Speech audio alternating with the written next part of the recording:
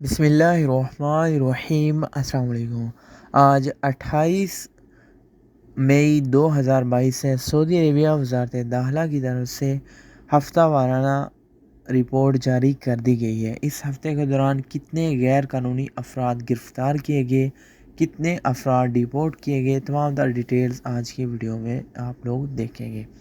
وزارت داخلہ کی طرف سے اس ہفتے 12,358 افراد گرفتار کیے گئے، جن میں سے 7,626 افراد اقامہ قوانین کی خلاف ورزی کرتے ہوئے پکڑے گئے، 3,237 افراد سعودی عربیہ بارڈر سیکیورٹی کی خلاف ورزی کرتے ہوئے پکڑے گئے، 1,495 افراد سعودی لیبر لا کی خلاف ورزی کرتے ہوئے پکڑے گئے۔